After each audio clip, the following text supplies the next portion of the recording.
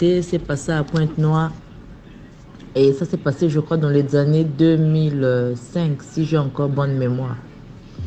À l'époque, il y avait un groupe de police, c'est-à-dire on avait fait genre une police musclée, quoi. C'était une police d'intervention qui arrêtait et les militaires, ça arrêtait tout le monde. Quand il y avait un peu trop de désordre, là, vous les appelez. Ils arrivaient aussitôt, là, ça mettait pas du temps, ils arrivaient, ils intervenaient. Moi, ce groupe, on appelait ça Espoir.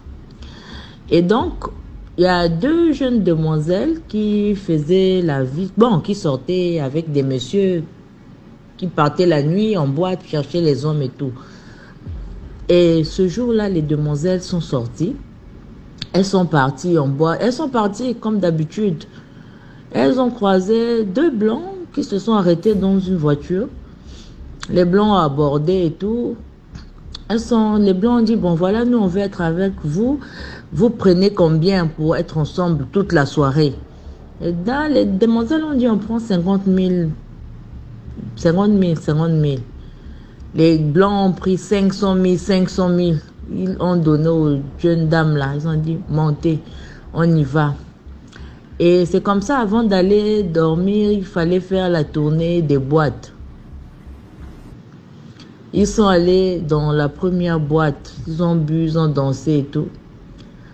L'autre, quand ils sont repartis, ils étaient dans la voiture pour repartir dans la deuxième boîte. L'autre fille a dit à l'autre, ah, moi cette histoire-là, c'est trop beau pour être vrai. On a l'habitude de faire ça, mais quand même, on demande 50 000, on nous donne 500 000. C'est trop, c'est trop. Vraiment, je ne sens pas ça. Elle dit, tu sens pas ça comment? Moi, j'ai déjà trouvé mes 500 000. Pour moi, c'est mon... J'ai déjà trouvé l'autre là, mon avance pour acheter mon terrain. C'est ton problème si toi, tu ne veux pas. Moi, toi, tu es toujours comme ça avec tes histoires de tu ne sens pas, tu ne sens pas. Moi, j'ai trouvé mon avance. Elle a dit vraiment, je ne sens pas ça. Bon, comme l'autre était dans la chose, elle a aussi forcé pour faire plaisir à l'autre. Ils sont partis dans la deuxième boîte. Ils ont bu, ils ont dansé.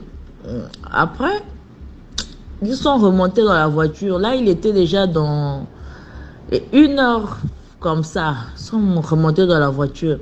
L'autre a dit, franchement, hein, j'essaie de forcer là pour toi, mais je n'arrive pas.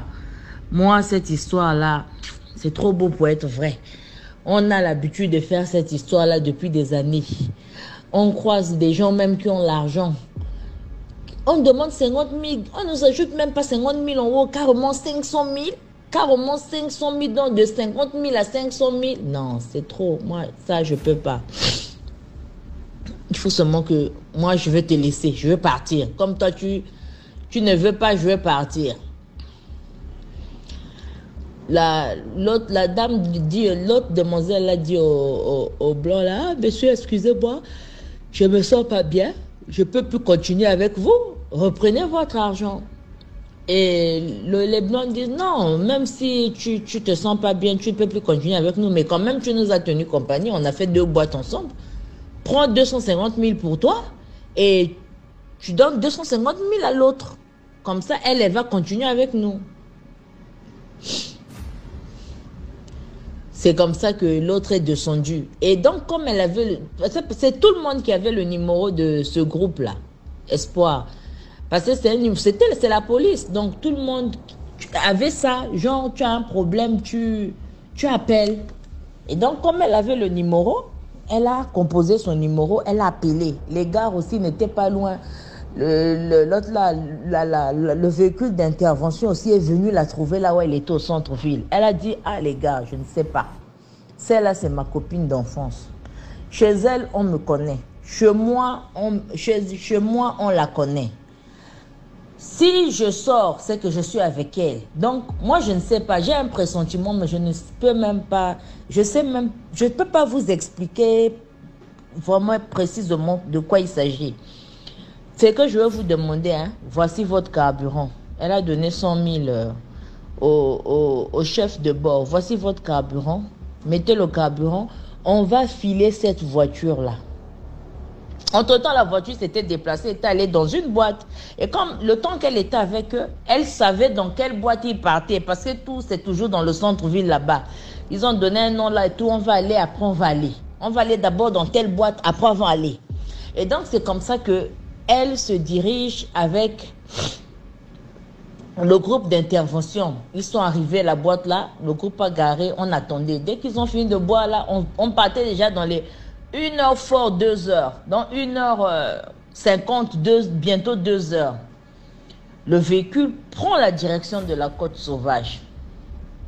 Pour les Ponténégrins, pour les Congolais qui sont dans le jeu là, ils vont comprendre. Il prend la direction de la côte sauvage. Bon, on s'est dit, c'est sûr qu'ils veulent aller s'amuser sur le sable, comme ça se passe souvent. Il y a une période là où parfois, il y a des couples qui partaient s'amuser sur le sable au bord de mer.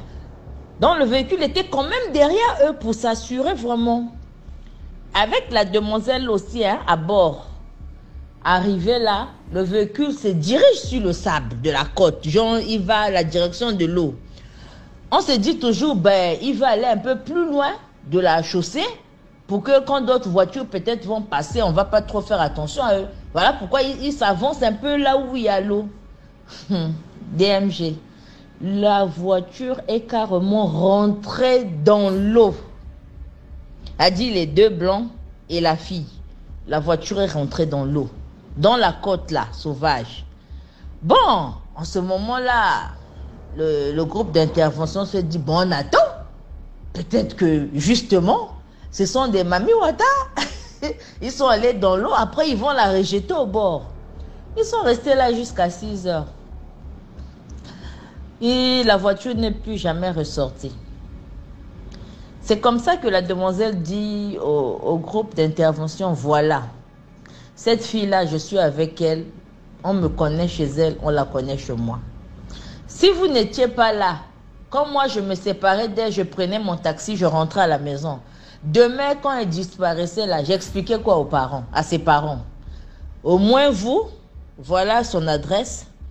Partez alors expliquer à ses parents ce qui s'est passé. Parce que vous l'avez vu quand elle est sortie de la boîte pour rentrer dans la voiture avec les hommes là.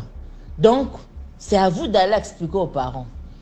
Donc, en fait, cette histoire s'est passée. Moi, ce groupe-là, le commissariat là où il travaillait, l'un des commissariats là où il travaillait, parce que c'était éparpillé dans presque tous les commissariats de la ville. Nous vivions en face de ce commissariat-là. Je vais taire le quartier. Nous vivions en face de ce commissariat. Donc, quand on est allé appeler les parents et tout ça là, nous étions là. On voyait, on entendait comment ça se passait et tout. Voilà, c'est ça. C'est dans l'eau, sous l'eau qu'elle est allée acheter, avancer son terrain. Ça ne me fait pas plaisir, mais c'est ça. Donc, la moralité de l'histoire, encore, on doit faire excessivement attention. Le dehors est vraiment salé. Merci.